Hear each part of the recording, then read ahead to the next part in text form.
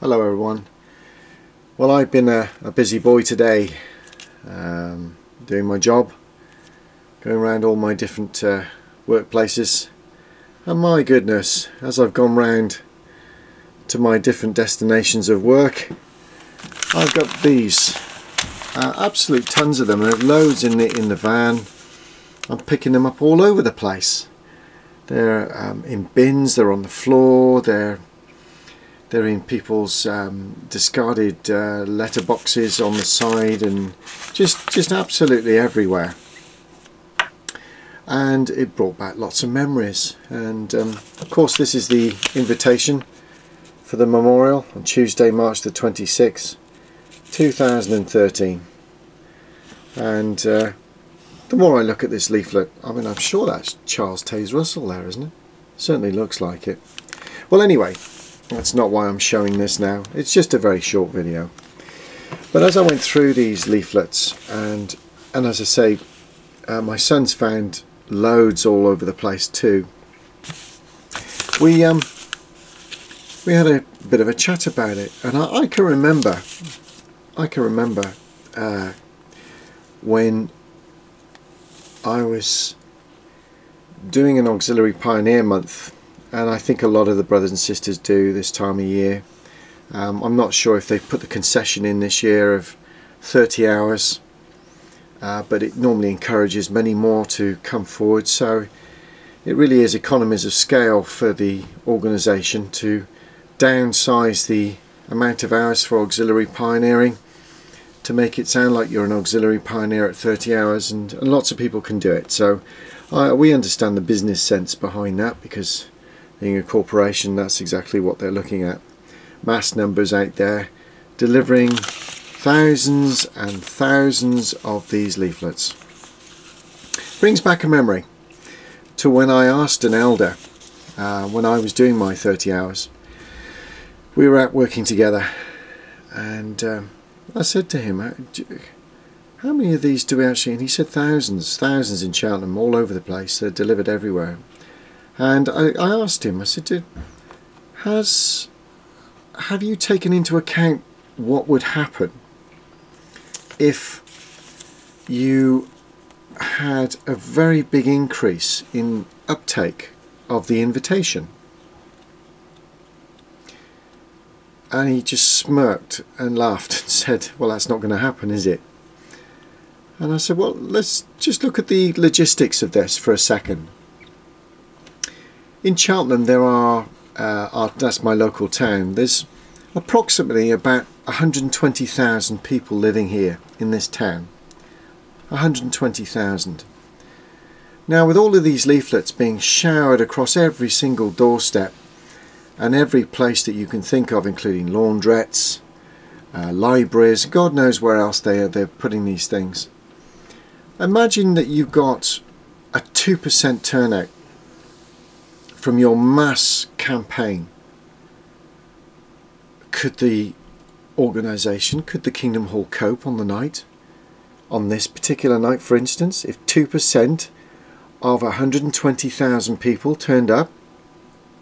And I remember him laughing and said, well, it's a non-starter, Mark. It just won't happen. Nobody's going to turn up apart from family and friends and those that were once associated. But then this is my point. As a Jehovah's Witness back then, I remember feeling the same way that he did. And I remember thinking the same way he did. In fact, we all did. In fact, they are to this very day. But can you imagine if not even 2%, if 1% turned up? Well, 2%, I think, if I've got this right, is about 2,400 people. So let's imagine it was 1%. Let's say 1,000 people turned up at this time and on this day. Could they cope? Well, no, they couldn't. And I asked him, I said, well, let's just look at the scenario of this. He said, well, you're very bored today, aren't you? I said, well, yes, I am actually. I'm looking at the logistics. Have you taken into account what would happen if you had 1,000 people turn up at the Kingdom Hall? which is not unrealistic when you realise how you've blanket bombed this marketing campaign throughout the whole of the town. What about fire regulations, health and safety regulations? What's the seating capacity of the Kingdom Hall? Well, in our Kingdom Hall I think it was around about 120 if I remember rightly. They would be completely overwhelmed. They would have to turn people away. They would all be stood outside.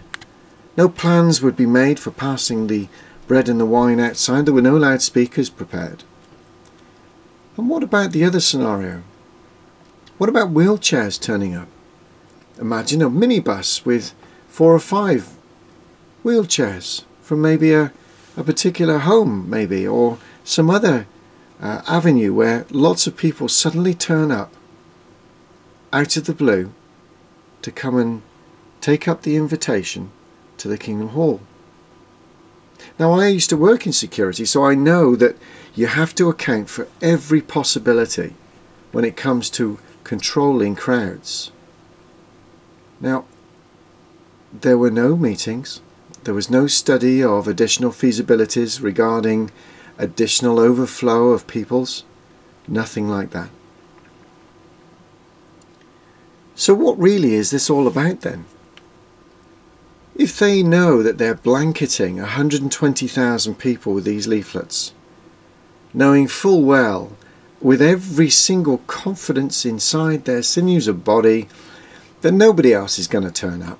It's just going to be family and friends and maybe the odd individual that does decide to pick up the leaflet and follow through with it.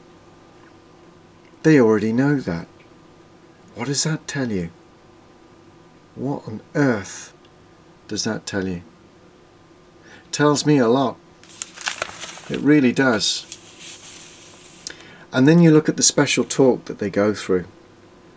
April the 7th. The special talk. Does death end it all? Have they accounted for the extra numbers that might suddenly turn up there? No. It's not even... They've done no risk analysis for it. It's just going to happen. They know it'll be the average amount of people turning up. Nothing more, nothing new will happen. And for me, when I look at the churches, for instance, they really do just send out invitations to their local area. Just a few. They don't bombard the whole of Cheltenham because it's not realistic. But for some reason, the mentality of the org and the mentality of Jehovah's Witnesses is to just keep throwing it out there, tens of thousands of leaflets, and then we can prove that we've done a witnessing work. But have they? Have they done a witnessing work? No, they haven't. As I said, these things are littered right the way across the board. It's almost insulting when I have to pick these up off the floor and out of discarded bins, and they discredit what they're trying to do. Are they bothered by that? No. They've got their hours in. It's on to the next one. The ministry cards are filled out. I've done me 30 hours. Do you know, I can remember the brothers and sisters being disappointed when these things ran out, because then they had to do a bit of proper ministry that particular month of March when they were doing the 30 hours. So everybody was scrambling around trying to find more, because they always ran out. And there was the odd 1 or 2 brothers that would be privileged enough to keep a load back for themselves, and you'd want to work with them because this was easy ministry, slinging these things around. But they're missing the point of the memorial. They're missing the point of what that man stood for there. One last question in my ramble before I go and have a shower after my day's work. I'm looking at this, and as usual, where's his crown? Where's the crown of thorns? And I know from my reading of the scriptures, my study, this is a very important time for all of us to understand what Jesus actually physically went through.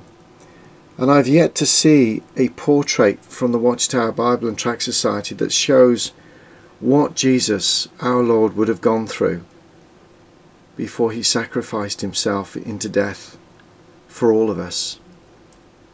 And these pictures insult me. They insult him. They don't work. They don't show any intensity of the occasion. They are, as the New World Translation shows, almost a diminished light, something that's not quite right, and you can't put your finger on it, but you see it all over these leaflets. Anyway, end of my ramble. Just wanted to share it because it's coming up to that time of year.